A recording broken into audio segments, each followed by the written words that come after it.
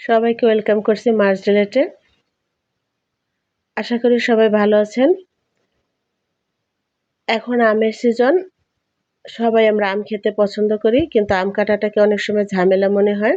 আমি আম কাটার ২টি পদ্ধতি শেয়ার করছি। প্রথমে আমগুলোকে ধুয়ে নিয়েছি, এবার একটি ছুরির সাহায্যে একটা আমকে আমি ২ টুকরো করে কেটে নিচ্ছি। এবার ছুরি দিয়ে এবার আমের ভিতরের অংশটি এভাবে পিস করে নেব, কিন্তু খেয়াল রাখতে হবে আমের খোসা যাতে কেটে না যায়।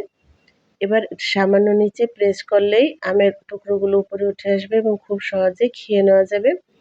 আবারও আমি দেখাচ্ছি, একটি ছুরির সাহায্যে এভাবে টুকরো করে নিয়ে সামান্য প্রেস করলে আমের টুকরোগুলো উপরে উঠে আসবে এবং দেখতে খুবই সুন্দর লাগে।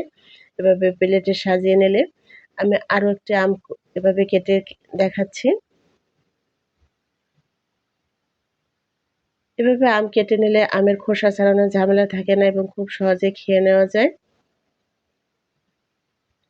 আবারও একটি আমি করে দেখাচ্ছি। খেয়াল রাখতে হবে আমের খোসা যাতে কেটে না যায়। খুব সহজে আম কাটা হয়ে গেল। এবার আমি অন্য আরেকটি পদ্ধতি দেখাচ্ছি। আবারও আমি ছুরি দিয়ে আমের বোটাটাকে কেটে নিচ্ছি। এভাবে আবার ২ পাশ দিয়ে ২ টো টুকরো করে নেব। তারপর আমের ভিতরে এভাবে পিস করে দিচ্ছি।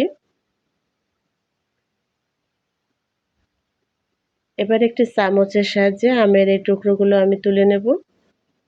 চামচের সাহায্যে পাশ দিয়ে এভাবে আমি টুকরোগুলো তুলে নেব। দেখুন খুব সহজে আমের খোসা ছাড়ানোর ঝামেলা ছাড়াই আমের টুকরোগুলো কেটে নেওয়া যায়। আমি আরেকটা করে দেখাচ্ছি। আবারও আমি ২ টো টুকরো করে নিচ্ছি ছুরির সাহায্যে।